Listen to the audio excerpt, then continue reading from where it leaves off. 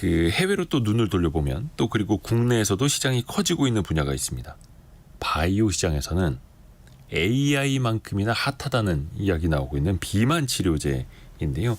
저희도 몇 차례 이거를 이제 기술적으로도 설명을 해드린 적도 있고요. 요게 근데 비만 치료제에 끝나는 게 아니라 다른 산업까지 미용, 의류, 패션까지 점진적으로 영향을 미치는 범위가 더 넓어지고 있다고 합니다. 그래서 꼭 알아둬야만 하는 이 비만 치료제 시장, 서울경제신문 송일아 기자와 함께 분석해보죠. 안녕하세요. 네, 안녕하세요. 이게 기존에는 부작용 때문에 상용화가 쉽지 않다라는 이야기도 나왔었는데 네. 최근 분위기는 많이 달라졌나 보네요. 완전히 뭐 시장이 바뀌었다, 뭐 판도가 달라지고 있다 이런 얘기들이 나오고 있는데 사실 많은 분들의 평생의 숙제잖아요. 다이어트. 사실 살 빼기 위한 가장 좋은 방법은 식단과 운동인데 이게 또 쉽지가 않아요. 누가 뭐 무슨 약 먹고 주사 맞고 살이 확 빠졌다 하면은 눈이 갈 수밖에 없는 게 또 우리는 현실이잖아요. 과거에도 물론 이런 약들은 있었지만 너무 비싸다든지 뭐 부작용이 뭐 중독이 너무 심하다 이런 식의 어떤 부작용으로 인해서 상용화가 안 됐었는데 최근 몇 년 사이에 드디어 살 빼는 약이 등장을 하면서 주변 시장까지도 큰 반향을 일으키고 있습니다. 그 주인공이 바로 덴마크 제약사인 노보 노디스크의 비만 치료제 위고비와 또 미국 제약사 일라이릴리의 젯바운드라는 약물인데요. 두 약품 모두 주 1회 주사로 맞는 방식이고요. 뭐 테슬라 CEO인 일론 머스크가 이 약을 먹고 뭐 14kg가 빠졌다. 뭐 킴 카다시안은 10kg를 뺐다는 등 이 미국의 유명한 그 셀럽들도 이 주사를 맞고 살이 빠졌다는 소문이 이제 쫙 퍼지면서 일반인들 사이에서도 입소문이 나서 품귀 현상을 빚을 정도입니다. 그러니까 일론 머스크는 몸매를 유지하는 비결이 뭐냐는 질문에 한 줄로 단식 그리고 이 약 이렇게 언급을 하기도 했고요. 실제 이 세계적인 과학 잡지인 사이언스지가 지난해 올해의 혁신 중 하나로 이 비만 치료제 GLP-1 유사체를 선정할 만큼 이 효능이 공식적으로 입증이 되고 있습니다. 기존의 그 비만약 체중 감량 효과가 체중의 약 8% 내외였으면 이들 약은 15%에서 최대 지금 25%, 6% 이 정도까지 감량을 기대할 만큼 효능이 있는 데다가 또 부작용도 이제 최소화됐기 때문에 일각에서는 뭐 판을 바꾸는 게임 체인저다 이런 별명이 붙기도 한 상황입니다. 살을 빼는 것뿐만이 아니라 전 세계의 판도를 바꿔버리는 네. 의약품 시장의 판도까지 바꾸는 그 원리를 또 설명을 하려면 이제 GLP-1이라는 게 나오는데 이게 호르몬 중 하나이잖아요. 그걸 조절하는 개념이고. 네. 이 GLP-1이 글루카곤 유사 펩사이드, 즉 GLP-1 유사체로 불리는 건데 그 좀 어려워요. 세마글루타이드라고 불리는 물질 성분이거든요. 네. 이 GLP-1 자체가 음식이 이제 소화될 때 장에서 분비되는 여러 가지 호르몬 중 하나로 이 대표적인 기능이 최적의 인슐린 분비를 촉진해서 이 혈당을 낮춰주는 기능입니다. 그리고 또 뇌신경 이 중추에 작용을 해서 식욕을 억제해주고 위장관의 운동을 더디게 해주는데요. 이 때문에 좀 포만감을 주기 때문에 체중 감소에 도움이 됩니다. 그러니까 밥을 적게 먹어도 배가 부른. 그러니까 배고픈 생각이 잘 안 들고. 그렇죠. 사실 배고픈 건 우리가 못 참는 거잖아요. 네. 그 느낌을. 하지만 그 반감기가 2분 정도에 불과해서요. 금방 분해돼서 사라지는 게 단점으로 꼽히고요. 그 비만 치료제 GLP-1 유사체는 이 호르몬과 유사한 기능을 하면서도 기존의 비만 치료제들처럼 의존성이 높지 않아서 장기간 사용이 가능하고요. 기존에 사용됐던 비만 치료제들이 대다수가 마약류에 해당하는 이 항정신성 의약품인데요. 그래서 장기간 복용하면 좀 중증 심질환이나 뭐 이런 중독성의 위험이 있었는데 이 치료제는 상대적으로 안전하면서도 체중 감소 효과가 기존 약물들보다 높다는 점에서 이제 각광을 받고 있습니다.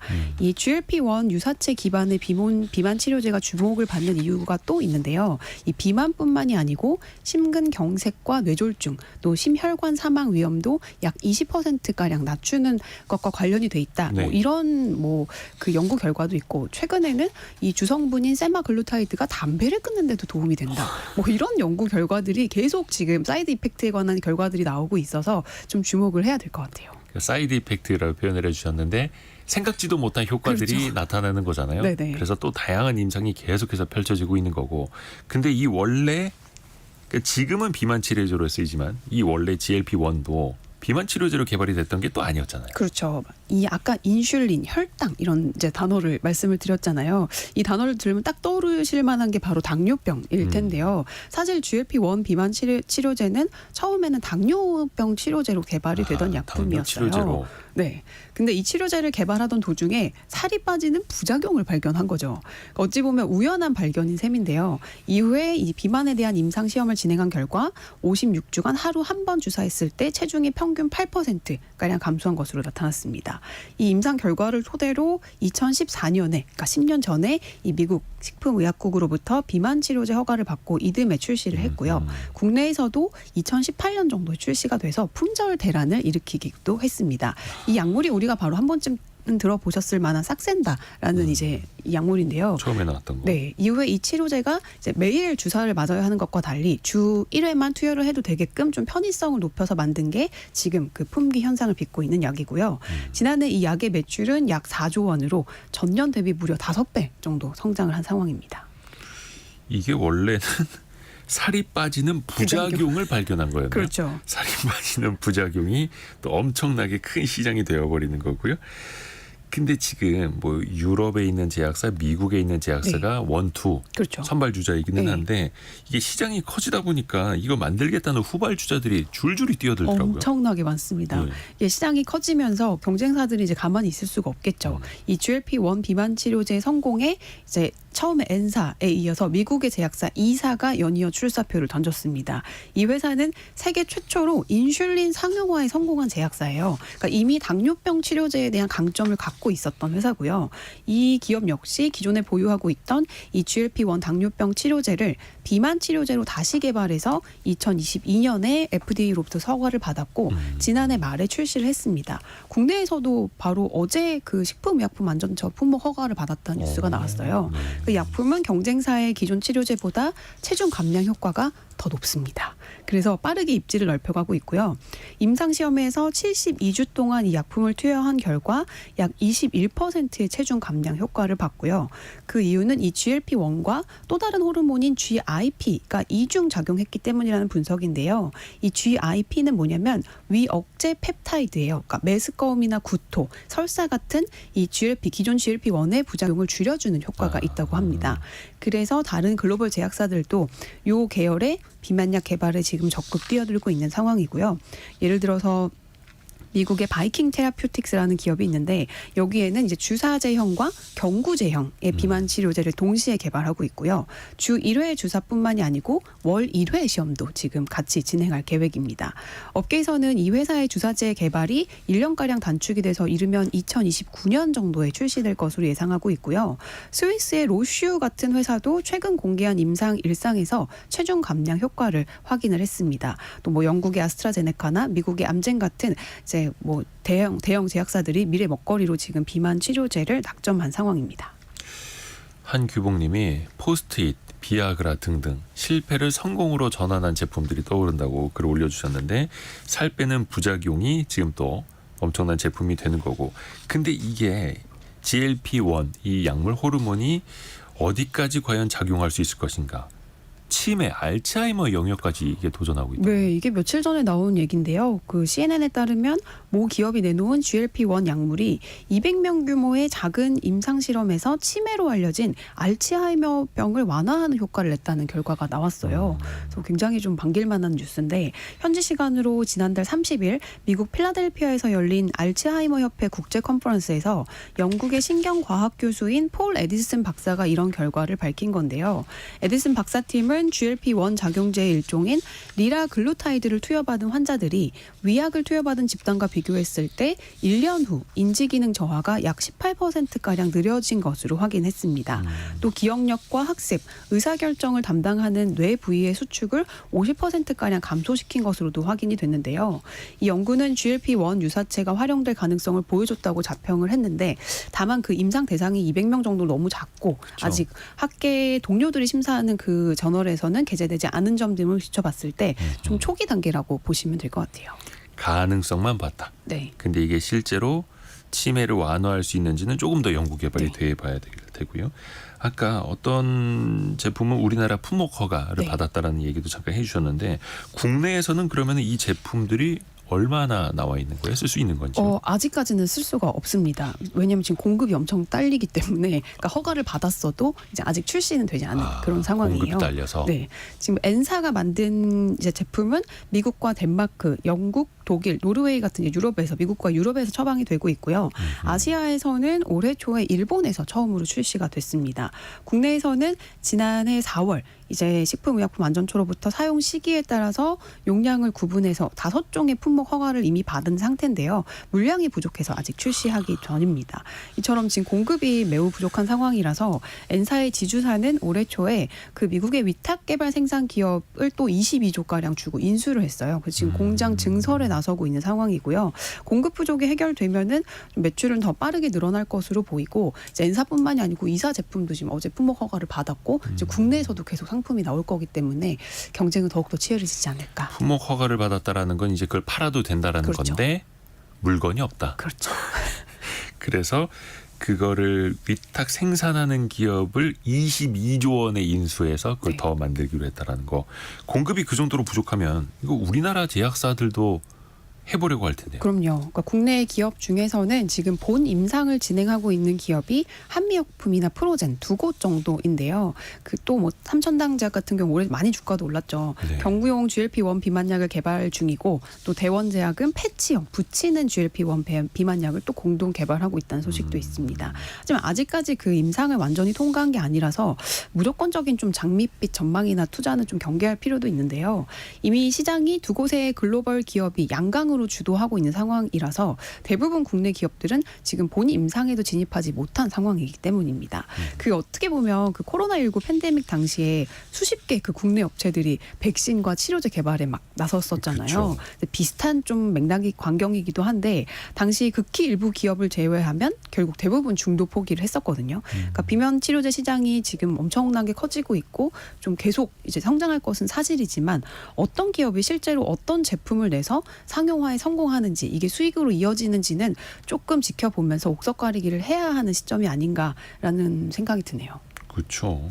그리고 또 얼마 전에는 미국의 또 다른 제약사가 또 효과 있는 살 네. 빠지는 약을 개발하고 있다. 또 중간에 성과가 괜찮게 나왔다라고 하니까 기존 1, 2등 업체 주가가 또 많이 떨어졌죠. 빠지기도 하고. 네. 야, 이게 참 예상이 어려워요. 시장에서는 전망을 좀 어떻게 합니까? 비만 치료제에 대해서. 우선 비만 시장 자체는 굉장히 긍정적입니다. 워낙에 비만 인구가 많아지고 있기 때문에 실제 세계 비만 재단에 따르면 2035년 전 세계 과체중 인구가 40억 명 이상, 비만 인구는 19억 명이 넘고요. 아동 비만은 더 심각해서 향후 15년간 아동 비만 증가 추세가 무려 지금의 2배에 달할 것이라는 전망도 나오고 있어요. 비만 인구가 19억 명이요? 그렇죠. 저도 그 숫자를 보고 좀 놀랐는데 2035년 되면 네. 야. 시장이 이렇게 큰 만큼 비만 치료제 효능이 제대로 입증이 되고 좀 대중화에 성공을 한다면 그만큼 치료제에 대한 수요도 높다는 뜻이기도 한데요. 이게 또 선진국병이라고 더 잘 살게 될수록 그렇죠. 또 비만 인구가 늘어날 네. 수도 있으니까요. 근데 그 선진국은 제가 보니까 너무 극단적이에요. 너무 이제 크시거나 너무 날씬하거나. 그래서 좀 분명히 수요는 있다. 근데 글로벌 투자회사 모건 스탠리는 세계 비만 치료제 시장이 올해 약 21조 원 규모에서 2030년에는 약 107조 원까지 성장할 것으로 전망을 했고요. 5년 만에 약 5배 이상 커질 거라는 얘기거든요. 네. 그래서 골드만삭스는 한 술 더 떠서 130조 원까지 커질 거다라고 내다봤습니다. 그래서 증권사들이 이제 항상 이제 그 전망을 내놓잖아요. 그러니까 연간 글로벌 매출에 대한 전망이 최근 1년 동안 거의 2배로 증가할 수 있을 정도로 성장 속도가 가파른 상황입니다. 이야, 이렇게 또 빠르게 살 빼는 약 시장이 엄청나게 커질 수 있다라는 거고, 이게 파급력이 이제 제약 산업을 이미 넘어서서 다른 쪽으로도 많이 미치고 있더라고요. 그렇죠. 이게 골드만삭스가 GLP-1 복용 인구가 2028년까지 전 세계적으로 7천만 명이 될 거다. 이 주사를 맞는 인구가 이렇게 추산을 하고 있고, 또 뱅크 오브 아메리카는 당장 2030년까지 미국인 4,800만 명이 이 약을 복용할 거다. 이렇게 내다봤거든요. 이게 미국인의 7분의 1 정도 수준이에요. 네. 그러니까 이렇게 되면 당연히 다른 산업군으로의 파급 효과가 상당할 수밖에 없는데요. 일각에서는 사람들의 무게가 줄어들면서 항공사가 네. 수백만 달러의 연료비를 전감할 수 있다. 사람들이 이제 가벼워지면서 가벼워져서 항공사 연료비가 줄어들 거다. 이런 우스갯소리 아닌 전망이 나오기도 하더라고요. 그러니까 실제 단순히 제약 산업만 바꾸는 게 아니고 단기간에 왜 살 빼보신 분들은 다들 경험이 있으실 텐데 네. 우리 살 빠지면 좀 몸이 가벼워져서 좋지만 새로운 또 걱정거리가 생기잖아요. 바로 이제 피부가 뭔가 되게 꺼지고 이제 얼굴이 홀쭉해지면서 나이 들어 보인다. 얼굴에 약간 이제 주름이 확 생기는 확 거죠. 생기면서 그런 우리 왜 임신하고 출산하고 나서도 그 배에 그 주름 때문에 약간 실망한 저도 그런 경험이 있는데 실제 미국에서는 그 약물로 인한 근육량 감소로 얼굴이 움푹 꺼진 현상을 가리키는 새로운 용어가 등장하기도 했습니다. 이 체중 감소 후에 눈이 꺼지고 볼이 패이고 주름이 더 생기면서 그 더 나이 들어 보이고 힘없어 보이는 증상인데요. 이게 일반적인 체중 감량 시에도 나타나는데 이거를 대표적으로 오젬픽 페이스 이렇게 해가지고 약물 이름을 앞에 붙여서 너 그런 현상이네 이렇게 하면서 치료를 해주고 병원에서도 처방을 하고 있다고 합니다. 그래서 이런 현상들을 완화할 수 있는 산업군이 과연 어딜까요? 역시 성형, 그렇죠. 미용. 바로 성형, 뭐 피부 관리, 미용 같은 이런 서비스가 새로운 수혜를 얻을 수밖에 없지 않나 이런 전망이 나오고 있습니다. 살이 빠져서 좋기는 좋은데 얼굴이 푹 꺼졌고 그렇죠. 그러면 이제 주름이 생긴 쭈글쭈글해진 피부를 네. 펴야 되지 않습니까? 뭔가를 그렇죠. 거기다 채워 넣어야겠네요. 그렇죠. 이 성형 업계에서는 실제로 그 윤곽 시술이나 지방흡입 같은 이런 옛날의 그런 시술 그 전통적인 시술은 감소하는 대신에 피부 탄력을 개선하는 리프팅이나 이제 볼륨을 채워 넣는 그런 시술과 수술로 인기 시술이 변하고 있다고 하고요. 피부 관리 역시 그 세포 건강과 장수 위주에서 이제 탄력과 수분 공급 등으로 전환하는 추세라고 알려져 있습니다. 실제로 글로벌 제약사 에브비는 최근에 실적 발표에서 무슨 얘기를 했냐면 보톡스 사업에 대한 긍정적인 전망을 내놨거든요. 그러니까 비만 치료제에 대한 관심이 커지면서 주름 제거 치료제로 쓰이는 보톡스 수요가 덩달아 늘어날 거다. 이렇게 아예 공식적으로 얘기를 했어요. 그래서 글로벌 조사기관 마켓앤마켓 보고서에 따르면 전 세계의 메디컬 에스테틱 규모가 2023년 작년 약 20조 원에서 2028년에는 34조 4,300억 원에 이를 것으로 전망이 되고 있습니다. 거의 2배, 1.5배에서 2배 정도 이제 증가하는 거죠. 성형, 피부 관리, 미용 시장에는 당연히 영향을 줄 수밖에 없고 네. 사실 이 부분이 지금 K-뷰티랑 엮여서 엄청나죠. 우리나라가 네. 굉장히 잘하는 분야거든요. 그리고 다시 이제 또 들어오고 있습니다, 다들. 그래서 우리나라 지금 네. 피부 관리, 뭐 의료 기기 장비부터 뭐 화장품 등등 굉장히 잘 팔리고 있고요. 네. 또 영향을 받을 수 있는 다른 산업은 어디가 있을까요? 그 먹거리나 건강을 포함한 소비재 전반에도 좀 희망과 위기감이 동시에 나타나고 있습니다. 네. 먼저 의료 산업은 긍정적입니다. 이제 사람들이 체중을 빼면은 제일 먼저 그 옷을 사지 않습니까?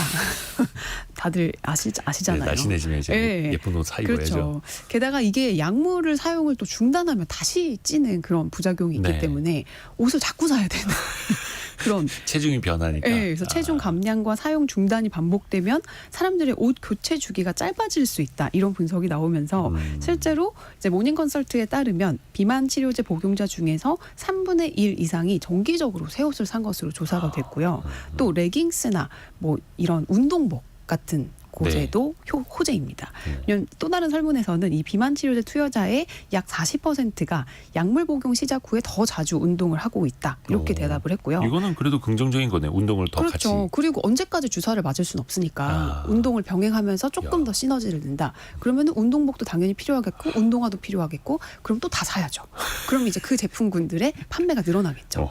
네, 그래서 실제로 30% 정도 사람들은 약물 복용 시작 이후에 운동복 제품, 의류, 신발을 더 많이 구매한 것으로 확인이 됐습니다. 아무래도 이 살이 빠지면 내 몸이 더 날씬해 보이고 또 언제까지 주사를 맞을 수 없으니 이 운동에 대한 욕구나 의지가 더 커지는 걸 반영하는 트렌드라고 보시면 될 것 같아요. 근데 이게 어떻게 보면 이제 살이 빠져도 옷을 바꿔서 사야 되고 다시 또 살이 쪄서 요요 현상이 와도 또 다시 또 필요해질 수도 있고 어떻게 봐야 돼요 이거를? 이게 의류 산업이 무조건 좋다 이렇게 볼 수도 있는데 사실 또 그렇지만도 않아요. 왜냐하면 그 표준보다 더 큰 치수 있잖아요. 빅 사이즈. 네, 빅 사이즈. 플러스 사이즈 제조업체들은 지금 울상입니다. 그러니까 미국은 한국과 달리 상대적으로 치수가 굉장히 다양한 옷이 나오잖아요. 0부터 막 14 막 이렇게까지. 근데 최근에는 날씬해진 미국인들이 많아지면서 빅 사이즈 의료 수요가 큰 폭으로 감소했다는 얘기가 여기저기서 들려오고 있습니다. 실제 그 월스트리트 저널에 따르면 리포메이션이란 브랜드의 옷이 표준보다 더 큰 치수의 옷들은 지난해 대비 약 46%나 줄었다고 하고요. 그 미국에서 US 14 사이즈, 한국에서 엑스라지 사이즈 이상은 원피스가 전년 대비 15% 감소한 것으로 조사가 됐습니다. 특히 우리 왜 어느 동네 가면 빅 사이즈들만 파는 있잖아요. 그런 업체들한테는 사실 이 비만 치료제가 좀 직격탄인 셈이죠. 그러네요. 사업군을 좀 바꿔야 되는. 희비가 이제 엇갈리는 거예요. 네. 또 이 때문에 이게 투자 시장에서도 주식 시장에서도 벌써 그게 많이 또 회자가 되고 있고 그렇죠. 또 투자금도 많이 또 움직이고 있더라고요. 살 빼는 약이 대중화되면서 또 악재가 될 만한 산업군은 또 뭐가 있을까요? 이게 가만히 생각해 보면 막 떠오르실 거예요 아마. 그러니까 수면 무호흡증이나 치료 업체들도 지금 울상입니다. 왜냐면 그게 비만으로 인해서 뭔가 발현이 되는 모든 질환들은 네. 아무래도 수요가 좀 감소하지 않을까. 실제로 그 블룸버그에 따르면 레스메드나 뭐 인스파이어 메디컬 시스템즈 같은 우린 좀 생소하긴 한데 그 수면 무호흡증을 치료하는 장치 제조 업체들이거든요. 네. 이들의 주가가 급락세를 보이기도 했고요. 관절염 환자를 위한 무릎 또 고관절 임플란트를 제조하는 진모 바이오멧 홀딩스라는 기업도 지금 주가가 안 좋습니다. 또 비만 수술 로봇을 제작하는 그 로봇 제작 업체 인튜티브 서지컬 같은 데들도 지금 이 비만 치료제 상용화는 악재로 작용할 수밖에 없고요. 비만이 아무래도 이 수면 무호흡증이나 골관절염 같은 걸 유발하는 요인이라는 점에서 혁신적인 이 비만 치료제의 등장이 이들 기업에 대한 매도세를 촉발한 건데요. 특히 이제 아까 말씀드렸던 어떤 치료제는 심장마비나 뇌졸중 위험도 최대 20%까지 줄인다는 연구 결과가 발표되면서 네. 이 관련 질환에 대한 수요가 얼마나 늘어나고 또 얼마나 줄어들지도 우리가 잘 좀 생각을 해서 투자를 하셔야 되지 않나. 그렇죠. 그러니까 반대로 생각해 보면 쉽겠네요. 살이 쪄서 더 위험해지는 것들. 네. 근데 그 산업에서는 또 이제 반사 수혜가 아니라 좀 손해가 될 수도 그렇죠. 있는 거고. 그래서 최근에도 보면 그 혈당 체크하는 기기들 있지 않습니까? 이게 사람들 살이 많이 빠지고 건강해지면 그 기기가 덜 팔릴 것이다. 그렇죠. 이런 전망 혹은 우려들도 나오고 있고요. 이게 또 아까 사이드 이펙트 여러 가지 다른 추가 효과들도 확인하기 위해서 추가 임상들이 진행된다. 뭐 네. 심혈관 질환, 뇌졸중 위험, 뭐 치매까지 등등 이야기를 했는데 9114님이 지금 정보는 긍정적인 내용인데요. 혹시 문제점이나 부작용은 없을까요? 그렇죠. 이거 부작용도 생각해 봐야죠. 맞아요. 사실 이게 너무 지금 희망회로만 돌리고 있는 그런 경향이 없잖아 네. 있는데 그 GLP-1 계열의 대표적인 부작용으로는 오심과 구토, 설사, 메스꺼움 등이 거론이 되고 있어요. 근데 이게 최근에 지금 엄청나게 그런 부작용에 대한 글들이 또 올라오고 있거든요. 그러니까 최근 그 유명 할리우드 배우가 어떤 파티를 이제 본인의 집에서 주최를 했는데 네. 그 참석자 중에 한 명이 그 침대에 큰일을 보는 사례가 예. 발생을 해서 이를 두고 그건 다수의 술 취해서 그런 거 아니고요? 네, 다수의 해외 매체들이 이게 이 비만 치료제 부작용이다 이런 보도를 내놓고 있습니다. 실제로 그 미국의 소셜 미디어 레딧에는 잠을 자는 동안 자기도 모르게 큰일을 봤다. 잠자다가 이런 경험이 처음이다. 첫 번째 주사를 맞은 후 며칠 동안 설사가 멈추지 않더라. 뭐 이런 식의 후기가 계속 올라오고 있고요. 실제 그 해당 약품을 개발한 제약사들은 이런 부작용은 10명 중 1명 이상에게서 나타나는 흔한 부작용이다. 이렇게 기재를 하고 있어서 뭔가 약간 이런 지금 상황이에요. 아니 이게 흔한 부작용이라고요? 네. 요거는 아무튼 근데 자다가 이게 침대에서 점점 이게 익숙해지면 줄어든다 이렇게 나오고 있거든요. 그래서 처음에 이런 부작용이 있을 수 있으니 뭐 어떻게 해요? 조심해야지. 그렇죠. 또 네. 부작용이 없는 약도 없는 거고요. 그렇죠. 항상 조심해야 됩니다. 그래서 이게 뭐 의사 처방이 필요할 수도 있는 거고요. 또 중요한 게 요요 현상 빠지지 않지 않습니까? 네. 다시 살이 쪄버리는 거. 맞아요. 그 약을 파는 입장에서는 좋겠죠. 근데 소비자 입장에서는 이 요요가 가장 큰 걱정이겠죠. 그러니까 앞서 언급한 그 두 대표 약물의 투여를 중단할 경우에 다시 10% 이상 체중이 돌아오는 요요 현상이 발생한다는 연구 결과가 있고요. 즉 약을 계속 투여를 해야만 빠진 체중을 온전히 유지한다는 건데요. 이들 약은 최소 6개월 이상 사용을 해야 효과가 나타나기 시작하는데 투여를 중단하면 빠졌던 체중이 다시 상당수 돌아와서 현재로서는 장기적인 효과가 확인되지는 않은 셈이에요. 그래서 일각에서는 이게 비만 치료제가 아니다. 그냥 체중 감량 보조제라고 해야 된다. 거의 관리제. 네, 그렇게 이제 그런 주장도 있고요. 또 지금까지 개발된 약물들이 상대적으로 이 체질량 지수가 높은 서양인 환자를 타깃으로 개발이 된 거잖아요. 그래서 근육량 감소를 동반할 수 있다는 문제도 있습니다. 체중이 빠질 때 약 40% 정도가 지방이 아닌 근육 감소로 이루어지는데 이 얘기는 마른 비만이나 노인 등 이 근감소증이 좀 잘 일어나는 환자들에게서는 이 비만약 처방이 오히려 독이 될 수도 있다는 뜻입니다. 이 치료제를 만든 기업들도 근육 손실 없이 건강하게 체중을 감량하는 방향으로 연구를 진행하고 있다. 이렇게 밝히고 있어요. 그렇죠. 지방을 빼려고 했는데 근육부터 빠지면 안 되니까 그래서 운동도 같이 해야 되는 거고요. 그리고 요 비만 치료제가 일주일에 한 번씩 지금 주사 네. 방식으로 맞아야 되는 거잖아요. 그러면 이게 가격도 장난 아닐 것 같아요. 맞아요. 사실 제일 비싼 건 제일 큰 단점은 가격이에요. 네. 그러니까 대표 치료제는 현재 미국에서는 약 월 174만 원 정도고요. 환율을 이제 계산했을 때 한 달 동안 맞으려면 한 달 동안. 그리고 독일, 영국, 일본 좀 싼데 약간 한 50만 원 내외라고 보시면 됩니다. 나라마다 달라요? 네. 한 달 투여 금액이 100만 원을 넘을 정도니 이 큰맘 먹고 처방을 받아야 되는 상황이잖아요. 그러니까 제약업계에서는 이제 시장을 더 키우기 위해서 이제 비만 치료제 이 건강보험 급여화에 노력을 하고 있고요. 또 이 활성 성분에 대한 특허가 만료가 되면 가격이 더 쭉 내려가는 현상이 나타날 거다. 이렇게 예상이 되고 있습니다. 이것도 그 당뇨병 수치에 따라서 얼마나 그렇죠. 또 심한가에 네. 따라서 건강보험이 또 적용되는 것도 또 달라질 수 있는 네. 거고요. 이게 국내 제약사들 아까 이야기를 좀 해주셨잖아요. 특히 우리나라가 집중하는 분야도 더 세부적으로 살펴볼까요? 네, 그 이미 양대 기업이 시장의 80% 이상을 선점을 하고 있기 때문에 후발주자들은 이들이 내놓은 제품의 부작용을 최소화하는 기술 경쟁력을 가져야지 좀 그나마 경쟁력이 있을 텐데요. 네. 국내에서 가장 빨리 비만 치료제를 내놓을 것으로 이제 예상이 되는 한미약품의 경우 기존 치료제의 근감소 문제를 일부 해소했다는 이제 그런 결과가 나오고 있고 덕분에 지난 5월에 FDA로부터 임상 일상 진입을 위한 계획을 승인을 받은 상태예요.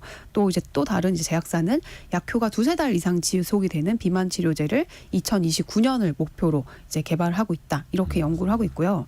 또 바이오 스타트업들 같은 경우는 뭐 기존 일주일형 주사제를 최대 한 달까지 늘릴 수 있는 기술을 이제 가지고 있는 이제 업체가 있어서 이 기업 같은 경우는 비만 당뇨 치료제 관련 글로벌 수출과 글로벌 기업과 수출 논의가 진전이 되면서 올해 또 주가가 큰 폭으로 상승을 하기도 했어요. 그러니까 분명한 거는 기존 제품의 단점이나 부작용을 해결할 수 있어야지만 글로벌 시장에서 후발주자로서 생존이 가능하다는 것. 그리고 우리 국내 기업들은 이 부분에 좀 주력하고 있다는 사실입니다.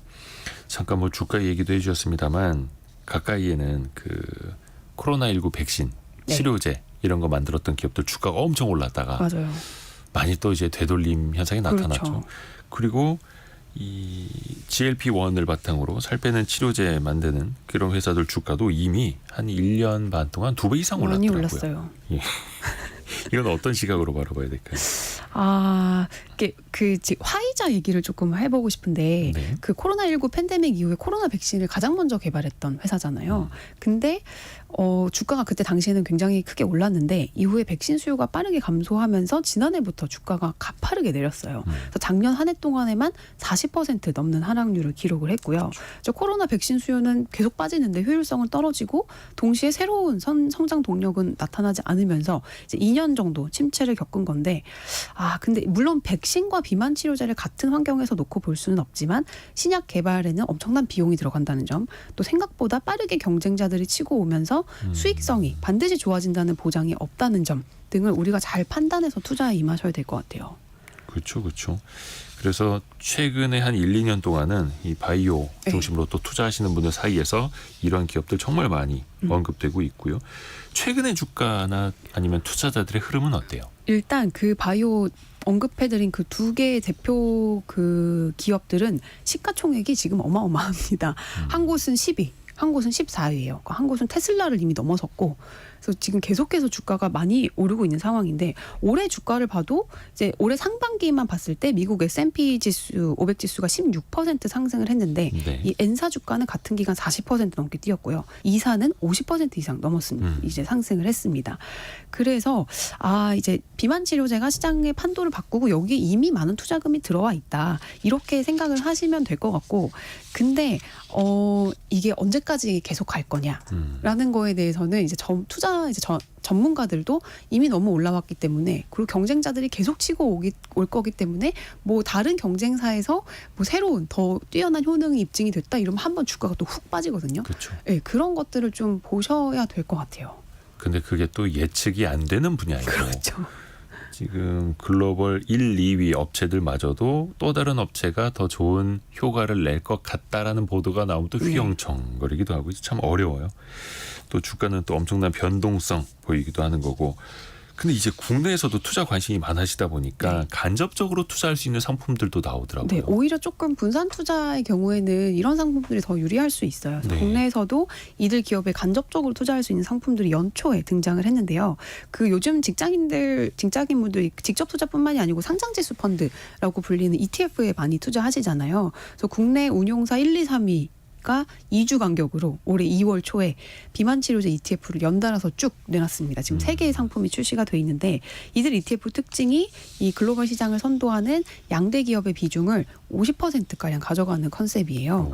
그래서 이제 사실상 이 두 기업에 좀 투자를 하는 거랑 같은 효과를 비슷한 효과를 누릴 수 있고 뭐 나머지는 뭐 시가총액 상위나 뭐 아니면 그 비만 관련된 여러 가지 뭐 운동복이나 이런 것들 비중을 넓힌 종목을 넣는다든지 약간 컨셉이 다르긴 한데 그런 상품들 좀 주시하셔도 괜찮을 것 같고 근데 이후에 한국거래소에서 이렇게까지 특정 종목에 소위 올인하는 상품은 앞으로 출시 좀 하지 말아라.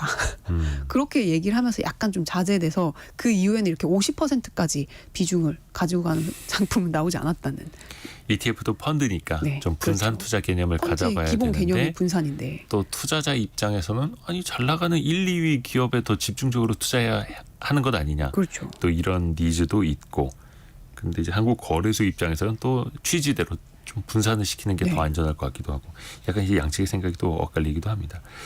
그래서 이제 투자자들이 궁금해하는 건 이미 2배 이상 오르기는 했지만 앞으로는 그 주가가 어떻게 될 것이냐 이건데 전문가들은 어떻게 내다보나요? 일단 계속 거듭해서 말씀드렸다시피 2028년 후반만 돼도 이 비만 치료제 시장에서 약 20개 이상 업체가 경쟁하는 시대가 올 거다. 이런 전망도 나오고 있어요. 이제 정말 경쟁 업체들이 많이 나오면 결국 가격은 빠질 수밖에 없고 그럼 이제 그 기업들의 수익성은 악화될 수밖에 없는데 그 부분 좀 포인트로 생각을 하셔야 될 것 같고 하지만 이 엔사의 비만 치료제가 중국으로부터 또 승인을 받았거든요. 그래서 그 판매를 이제 정말 큰 시장인 중국에서의 판매를 시작할 거라는 점 또 금리 인하를 앞두고 대표적인 이 성장 섹터인 바이오 분야에 좀 전반적으로 긍정적인 투자 환경이 조성되고 있다는 점은 또 그래도 플러스적인 요인이 아닐까 싶습니다. 늘 말씀드리지만 투자는 누가 그렇다더라 하면 해서 들어가시면 안 됩니다, 여러분. 철저한 본인의 투자 판단에 따른 의사결정을 내리시길 바라겠습니다. 이게 일반적인 가치 투자랑 다르게 제약 바이오 투자는 운도 많이 지배를 맞아요. 하게 됩니다. 그리고 또 언제 어떻게 변할지도 모르고 원체 변동성도 크니까 좀 리스크 관리를 하면서 투자를 하셔야 되겠고요. 김의경 님이 국내에서는 이런 비만 치료제 큰 돈은 못 벌 것 같습니다. 어차피 처방이 있어야 하는 약인데 비만이라고 할 수 없는 미용 용도로 되어야 큰 돈을 벌 것 같다라는 의견도 주셨습니다. 그렇죠. 또 이제 미용 용도라면 훨씬 더 시장이 커질 수 있는데 이거는 전반적인 이제 식욕이 줄면서 살이 빠지는 그런 원리라는 거. 그래서 또 반대로 살이 빠지면 미용 시장이 또 커질 수도 있다는 거. 이게 참 신약 개발 하나가 미치는 그 파급력이 엄청 크다는 걸 또 우리가 또 배웠습니다. 서울경제신문의 송일아 기자 함께했습니다. 오늘도 디테일한 내용 고맙습니다. 감사합니다.